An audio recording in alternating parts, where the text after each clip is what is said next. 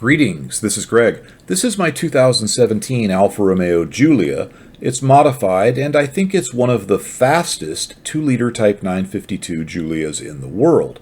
At the time of this recording, it might be the fastest, and I'll back that up later in the video. I want to talk about the modifications to the car, as well as the power and the types of testing in regards to power and durability we at Eurocompulsion did for this combination of modifications. Let's start with the dyno results. It puts down about 345 wheel horsepower and about 425 pound-feet of torque, again at the wheels. There are two runs here just to show it's consistent. The car will do this over and over again. We used a very advanced dyno, which is in our shop, that can calculate both wheel and flywheel horsepower. It can also simulate hills, which is useful for testing, and can even accurately simulate air resistance to do pretty accurate top speed runs. In other words, it increases the resistance in the rollers as the car speeds up to simulate the increasing air resistance with speed. It's pretty cool. But to calculate flywheel horsepower numbers, it uses a coast down feature to measure driveline resistance, from which it can figure out the difference between flywheel and wheel torque and horsepower. And this is surprisingly accurate, and we know this because when dynoing stock cars, the numbers are usually very close to the published numbers. At the flywheel, my Giulia has about 400 horsepower and 462 pound-feet of torque. We're using octane booster at this power level, and I'll get to the specifics of that later in the video. I see a lot of people or vendors out there claiming they have products for the Giulia capable of delivering 400 horsepower. The difference here is that I can back it up. We've actually done it, and I can back it up with quarter-mile times from a real drag strip, not a phone app. It's easy to fake dyno results, and it's even easier to fake or manipulate phone apps. We did all this on a real drag strip with an NHRA certified timing system. This car runs mid-12s at 114 to 115 miles per hour. It's doing this on true street tires, and it's a base two-wheel drive Giulia without a limited slip differential. As you can see here, its best time shown is 12.39 at 114.82 miles per hour, and it runs mid-12s at 114 to 115 miles per hour pretty consistently. The 60-foot time tells an interesting story. These runs all have a 60-foot time from about 2.0 to about 2.1 seconds. This shows that the car is not set up for drag racing. A typical 60-foot time for a mid-12s car would be around 1.75. But we're getting into the mid-12s with a relatively poor 2.1 second 60-foot. WallaceRacing.com has various online calculators you can play with, like this one here, and it shows that a 2.0 60-foot is more typical of a car in the low 14s. This same calculator shows that a 12.4 time would usually have a 60-foot around 1.72 seconds and a trap speed of only around 106 miles per hour. My Giulia is a lot slower to 60 feet because it's just not set up as a drag car, not nearly enough traction. But it's moving a lot faster at the end of the quarter mile than the calculators predict. It's often said that the trap speed is more reflective of power than the elapsed time, and that's largely true, although power does affect both. So does our quarter mile time support our dyno's 400 horsepower numbers? Yes, it absolutely does. When we add the weight of 9 gallons of fuel plus a 200-pound driver, thanks Alexander, to the car's weight of 3521, we get 3,775 pounds. Every single online calculator that I checked using the trap speed shows that this car has over 400 horsepower. Every single one. I'm not saying that those calculators are perfect, they're not. But I am saying that every one I checked, and I checked all that I could find, support our dyno's results. I think that's enough about that. Enough about horsepower and drag racing. Let's talk about the mods needed to make this happen. Everything on the car is from Eurocompulsion. The tuning, the turbo, even the tires. I'll start with the V4 intake system. It is a true cold air and ram air intake. It's fed cold ram air from the ram air tube seen here. Not only does this provide cold air, it provides ram air pressure of about 1/10 of a psi at 80 miles per hour and more as the car goes faster. To put that into perspective, 1/10 of a psi is more than enough to offset all the losses from flowing air through the filter. It's true that the factory has a clip-on plastic tube there which would appear to provide the same functionality, and some competing aftermarket intakes connect to that factory piece. However, the factory tube does not seal air tight because of the way it clips on, and thus doesn't hold and deliver the full ram air pressure to the filter. It's a small difference, but intake design is a game of multiple small incremental changes. Think about it this way. A lot of people put high flow filters, K&N or whatever, into their stock air boxes just to get back some of that 1/10 of a psi loss through the filter. The ram air tube alone gives you that, and at higher speeds even more. In fact, from 80 to 115 miles per hour, the ram air pressure doubles into the intake. From the ram air tube, the air goes into the filter box itself. That box contains a very large cone filter which flows really well, and from there the air flows through a tube that doesn't have the usual ribs or corrugations that interfere with flow, and the whole thing is made of thick silicone to help keep the cool air insulated from engine compartment heat. All of this results in the coldest, highest pressure air possible being delivered to the turbocharger. This adds power and makes the turbo's life a little easier. The V4 is the best intake on the market for these cars. I'm really certain of that. I think I've done more intake testing on these cars than anyone else. We also offer two other good intakes, both of which are fine, but for action at the track, the V4 is the best one. The turbocharger is Eurocompulsion's big turbo. The stock turbocharger on this car is decent, but it's a little undersized by normal automotive standards. As an example, the same basic engine, when used in Jeeps, it's optional in the Jeep Wrangler, comes with a larger turbo and with less horsepower. So while there's some headroom with the Alfa's stock turbo, if going for 400 horsepower, a bigger turbo is absolutely needed, at least if you want it to be reliable. In the case of the Eurocompulsion turbo, both the compressor and the exhaust turbine are upgraded, meaning they are replaced with bigger units and the housing is ported to take advantage of these bigger components. Beware of cheaper substitutes that only replace the compressor wheel and either do nothing to or they clip the turbine wheel. We have done a lot of testing on this, and a bigger turbine wheel is really needed to reliably reach 400 horsepower. Externally, the big Eurocompulsion turbo is identical to the stock turbo, except that it's ceramic coated. So it connects to all the factory lines, factory manifolding, and etc. And the installation process is functionally identical to a stock turbo replacement. Let's move on to tuning. Tuning is probably the single biggest piece of the 400 horsepower equation, and we are doing something different here. The Eurodrive tune on the car is calibrated to optimize the engine parameters for the bigger turbo. The tune is very good, it's powerful, it's safe, and it runs on pump gas. It's packed with some special features. For example, if desired, it can be set so that the auto stop start functioning will default to off, which I recommend you do. It can also be ordered with race mode, which is worth talking about here because there are a lot of Alfa Romeo owners out there who think they have race mode and they really don't. Let me explain.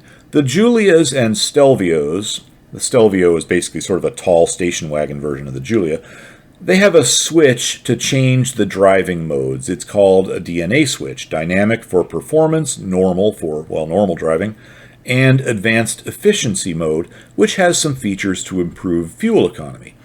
All of these settings affect power as well as transmission and other driving parameters. When you switch between them, it shows up on the dash, which is pretty cool. Now, if you bought an Alfa Giulia QV or a Stelvio QV, which are much more expensive versions of these cars and with the far more powerful 2.9-liter engine. Anyway, with those versions, you get a fourth position called Race. The Race mode largely shuts off traction control and allows for full power in situations that would normally not be available in the other modes, including dynamic mode.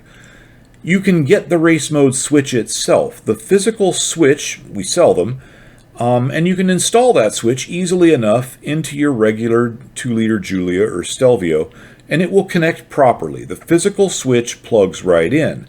However, to get the body control module to recognize it, that's a computer that runs a lot of stuff other than the engine, you have to tell it that the switch is there. This is easily done with software such as Multi-ECU Scan, and there are quite a few tutorials on YouTube explaining how to do just that, so I won't get into it. Once that's done, the switch will appear to work. Race mode will appear activated on the dash, and traction control will be off. I say off. Certain functionality is retained, but now you can do a burnout. This is as far as most people go, but what they don't often realize is that the engine ECU is now in normal, not dynamic mode. That's because the race mode slot in the engine ECU is essentially blank in the 2-liter Giulia or Stelvio, and the ECU defaults to normal mode. Thus, it seems as if you have race mode, and you can do a burnout, but what you actually have is race mode for the dash and traction control, but normal mode for engine parameters. The Eurodrive Tune adds actual race mode, which gives you dynamic engine mode parameters with all the other race mode functionality, exactly as the 2.9-liter QV models do. This is a pretty cool feature of this package. Now, for this setup, we pair it with the Euro Compulsion booster, which allows further power level adjustments from the driver's seat. Its settings are normal, which does nothing, then 3 higher levels of power, street, sport, and race. We should have named that race setting something else. Don't confuse it with the DNA race mode. Those are two different things. Why do it this way? Why use the booster? Why not just build it all into the ECU tune? Well, there are some really good reasons. First of all, with the DNA switch, we really only have 2 power levels to play with because we don't modify the advanced efficiency mode. I should mention that advanced efficiency mode is not a gimmick. It does have fuel economy features that are not present in the other modes, and for that matter, not usually present in other cars. This might be something I could make a whole video on another day. The point in regards to tuning, though, is that we don't want to defeat those features, so we don't touch advanced efficiency mode at all. Thus, for tuning, we really only have the normal and dynamic modes. The dynamic mode does more than just bump power up slightly, otherwise we would drive in dynamic mode all the time. It affects shift points and other things that help set the car up for spirited driving, which is great, but dynamic mode by design sacrifices some comfort and fuel economy, so most people run the car in normal mode and switch over to dynamic when they're at the track or doing more aggressive road driving.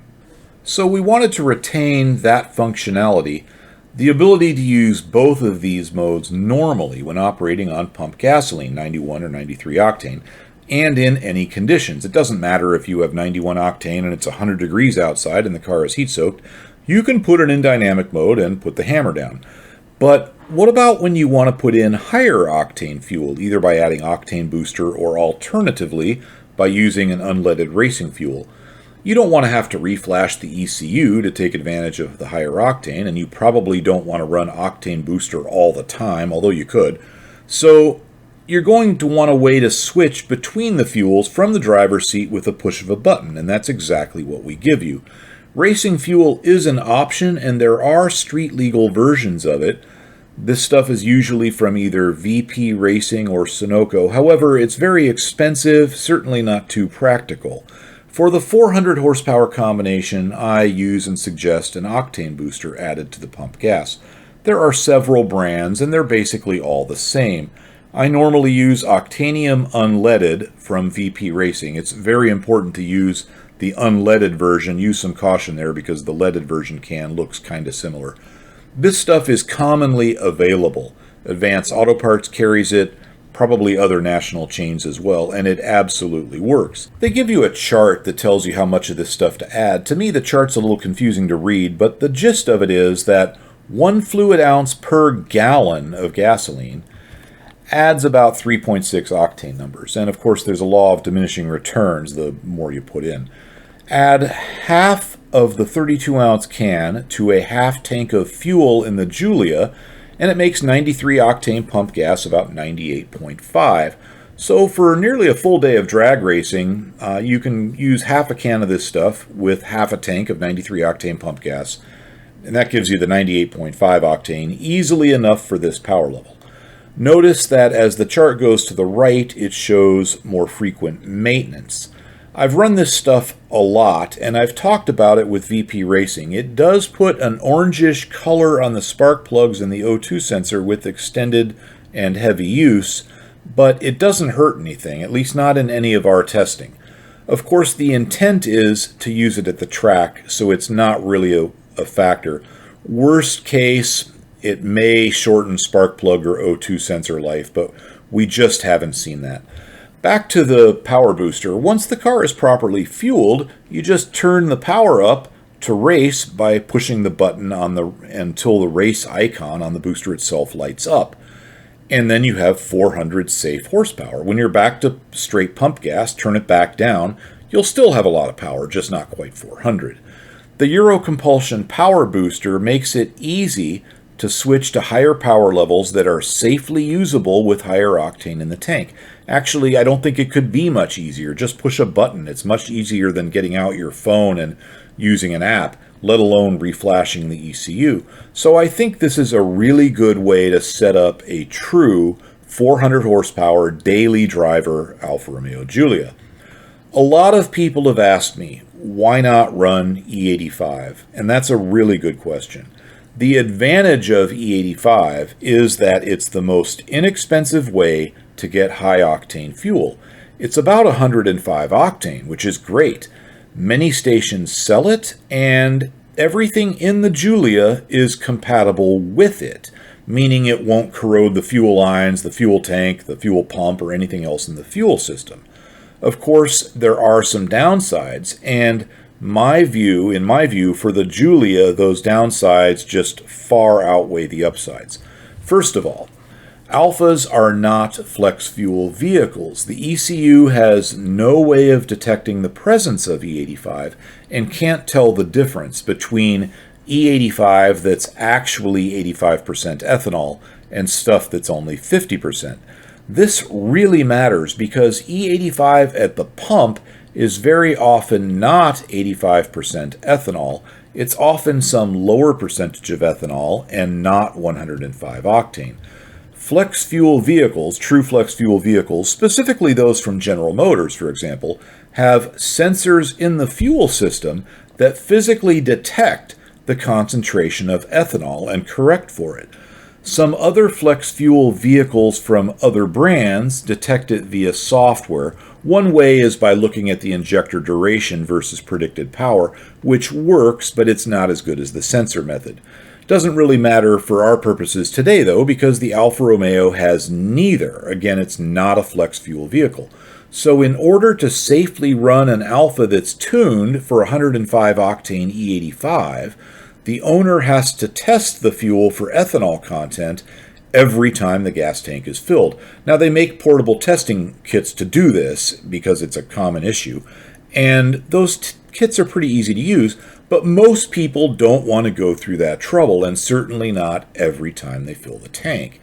The other downside is that once the car is on E85, you can't just switch back to pump gas. Again, not a flex fuel vehicle.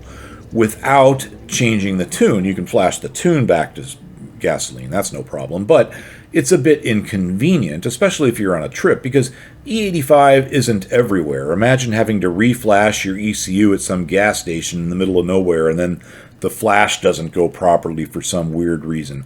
It's just an extra thing to be concerned about. The last issue is fuel economy and range. You've got to burn a lot of E85 to move the car down the road, and thus fuel stops will become more frequent. And it's a pain when you have to test the fuel at every stop. If you find that the station is actually selling E50 or E80, and that's common, you either have to find another station and test it there, or put in the lesser fuel and avoid going to full throttle until the next tank full. To me, this is just too much trouble, and it's too much to expect of typical customers. It just makes a lot more sense to run a tune for 91 or 93 octane gas and then be able to turn it up whenever I feel like adding octane booster, which is very simple. I also have a boost gauge in the car with an adjustable warning buzzer, and I think that's a really good upgrade. It's also good for engine safety. If I accidentally set the power booster to race mode without putting in the octane booster, and I don't think I would ever do that, but if I did and I didn't then notice the extra boost on the boost gauge, I would get the warning buzzer. So while the gauge isn't specifically a part of the 400 horsepower package I'm talking about here, I strongly recommend it.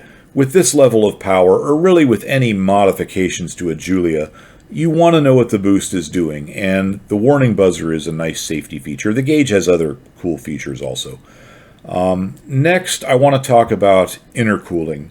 The Giulia uses an intercooling system that's a bit unusual. There are two cooling systems under the hood of the car, of course, and they are not interconnected. Alfa calls them the high temp cooling system and the low temp cooling system. The high temp system is simply the system that cools the engine. It's the system that's in every liquid-cooled automobile out there. It's comprised of a radiator, cooling fan, water pump, thermostat, and so on. It's an excellent system, and it requires no upgrades at this power level. The low-temp cooling system is the one we're concerned with here. This system cools the intercooler, and thus the charge air from the turbocharger. The intercooler is located in the intake manifold, and the system also cools the turbocharger itself, the turbo. And that's the unusual part. I'll cover the basics here. Hot air from the turbo goes through the intercooler where it transfers its heat into the metal there, and that heat is carried away from the metal by the liquid. The liquid is pumped to a radiator, which is typically called a heat exchanger in this type of application, which avoids confusion with the engine cooling radiator. Now, in the heat exchanger, the fluid cools down and goes back to the intercooler, and the cycle repeats. There's some extra complexity in there, basically involving a valve used for cold start and warm up, and some extra plumbing so the system can cool the turbocharger itself. That last part is a bit odd. Normally, liquid-cooled turbos are cooled by the engine's cooling system. The turbo is just about the hottest thing under the hood, and having it heat up the intercooling system is out of the ordinary, to say the least, but that's what Alfa did, and it does work. The system has enough capacity to handle it at or near stock power levels, but not by much. As power levels go up on tuned vehicles, we can compensate for the extra heat from the turbo itself and the extra heat from the hotter charge air going into the intercooler with tuning. This is done essentially by running the intercooler pump a little more and changing when it turns on and off. However, we do run into limitations, two of them. First, we don't want to shorten the pump life, so we can't go crazy and just have it run all the time. Second, the factory heat exchanger just isn't up to the task of handling the extra heat from a 400 horsepower engine. In fact, it appears to me that Alfa Romeo thought that at least in some cases, the factory heat exchanger wasn't up to the task of handling a 280 horsepower engine, because in the 2-liter Stelvio, they added a second heat exchanger. The Stelvio, of course, is heavier and is going to be on boost a little bit more, but still, Alfa Romeo is thinking about this. So they put in another heat exchanger in the 2-liter Giulia, and also an identical heat exchanger setup is used in the Alfa QV, both the Stelvio and Giulia. They both have that extra heat exchanger, but they also, of course, have 500 plus horsepower engines. I should mention that I don't think that the QVs have enough heat exchanger capacity, even with that additional part. The QV's intake temps get dangerously high, and I know of one stock QV, completely stock car, that had an engine come apart at Hallett Raceway, and I'm thinking it's from the intake temps creeping up. I didn't inspect the car myself, but I've done a lot of testing on this car, and I know what the intake temps do. That's a large part of the reason we offer a larger heat exchanger for both the Stelvio 2-liter and the Stelvio and Giulia QVs. If you have those cars, that's a really good product to get. Anyway, back to the Giulia 2-liter. At Eurocompulsion, we now have an improved heat exchanger more than capable of handling 400 horsepower. In fact, we have significantly more cooling capacity than even a stock Alfa QV, and an extra pump that can be run continuously. You could possibly run this 400 horsepower package without this, but I would rather you didn't. At 400 horsepower, the stock system will heat soak. Of course, the ECU tune is set up to protect itself pretty quickly by pulling back power, but I just don't think you should do it this way. This is the type of thing we talk about a lot at Eurocompulsion. We want to provide solid performance and at a fair price, and we want it to be reliable enough to be your daily driver. We would rather have done this without the heat exchanger because that would keep the cost down. But the reality of the physics involved is that the factory heat exchanger just doesn't have enough volume and area to deal with all the heat from 400 horsepower for more than a very short time, maybe a single quarter-mile pass, or dyno pulls with a lot of time between them to cool down. But for serious driving at this power level, that extra heat exchanger is a really good idea. I should mention the exhaust system we have. It's from Centerline Alfa Romeo. It's only modded, it's slightly modded. It's not the stock system from Centerline. The tips are modded because they have to exit through a custom rear diffuser, but it's functionally identical to the exhaust system we sell, and of course Centerline Alfa sells them as well. An improved catback exhaust is required for this power level. A higher flowing cat isn't because the stock unit is actually pretty darn good. That's it as far as the under hood mods go. As I said earlier, it's a two-wheel drive car without limited slip. The suspension is dead stock. It's the way the car came from the factory. My son owned the car before me. It was a black car. In fact, you can see this same car in earlier videos on this channel. It came with a red interior, and I always wanted a red car with a red interior, so I had it wrapped. Anyway, my son had coil-over suspension on it, which the handling was amazing, but for what I do with it, it wasn't really the right suspension, so I switched the whole car back to the stock suspension. The wheels are stock as well. We run it with Pirelli P0s. This is the tire we recommend, and it's the tire we sell for these cars. Keep in mind, there are quite a few different types of Pirelli P0s. There's not just one Pirelli P0.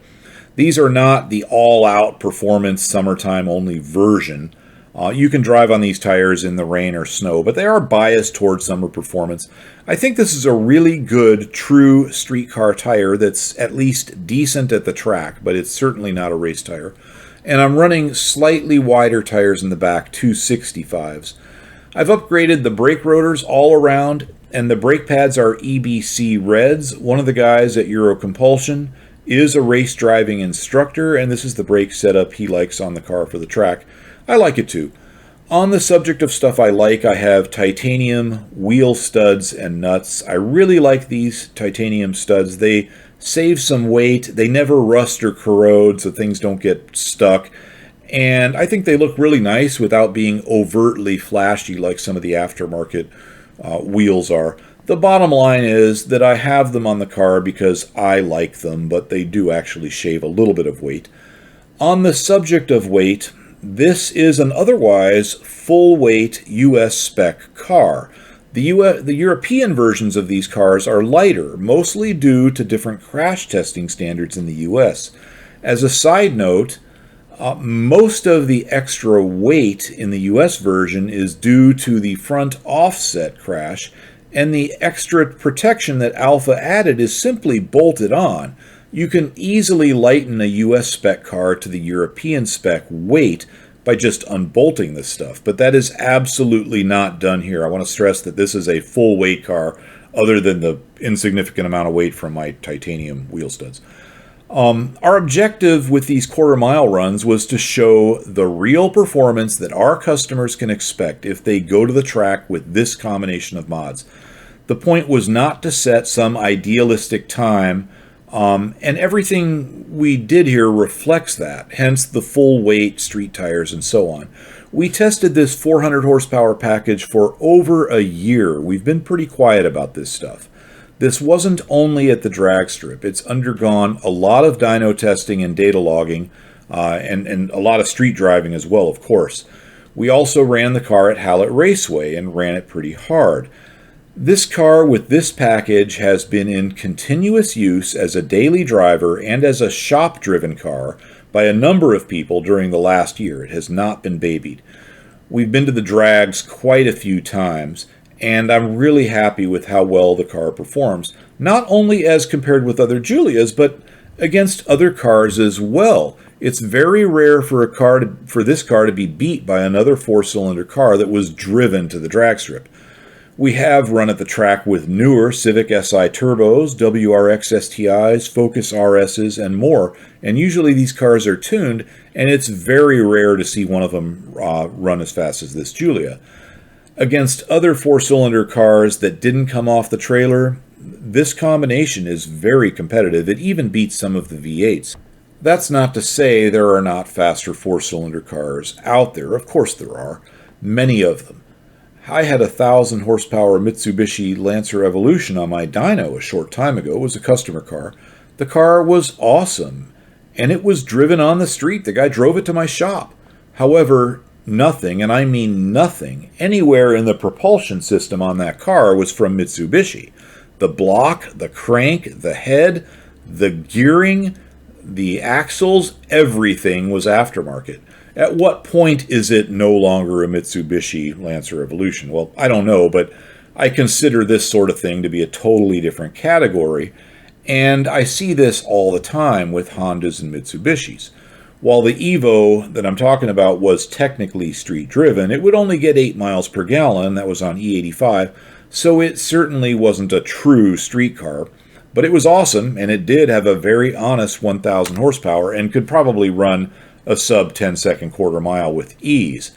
The combination I'm suggesting here for a 400 horsepower Alfa doesn't hurt fuel economy. It doesn't hurt emissions.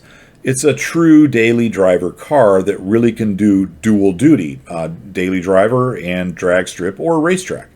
I honestly think that at the time of this video's release, and that's an important qualification here, this is the fastest Alfa Giulia 2-liter in the world based on actual drag strip times. But I could be wrong, and I really, really want to know if I am. I've looked all over the internet, and I haven't seen anyone else even close. Of course, there could be people who've run faster, but haven't bothered to tell anyone.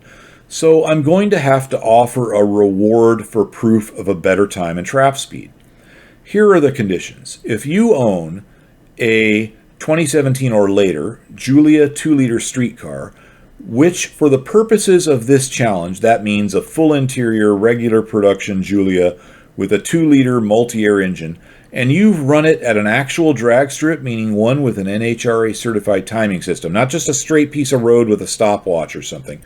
And as of the time of this video posting, you have a lower ET and a higher trap speed, I'll pay the first one to prove it $1,000. If you have only one of the two, say a lower ET but slower through the traps, I'll give you $500. Your car can have slicks, nitrous, a density altitude advantage, whatever. I don't care. If you have proof, I'll pay. I think this is a pretty strong challenge considering my car's 60-foot times and lack of ideal weather conditions for my runs. But I'm really curious to see if anyone else has gone faster. Now, as for what I will consider proof, I do have to be pretty strict here because I'm putting up the money. People out there will and do fake quarter-mile times just for the internet points without any money being at stake. So I need to see the level of proof that I'm willing to put up here. Phone apps don't count. They're way too easy to fake, and they are susceptible to errors. I know of at least one draggy time out there that's claimed to be a 2-liter Giulia, but was in fact actually just a slower Giulia QV run.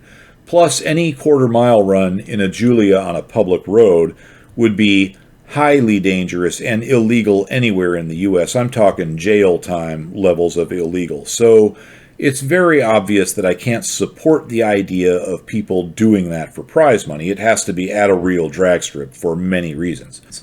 A video of the car showing the entire run and the timing boards will count. In lieu of that, timing slips, as I have shown, will count, but there has to be a way to prove that it's your timing slip and for the car in question. It can't just be a timing slip you got out of the trash at the drag strip.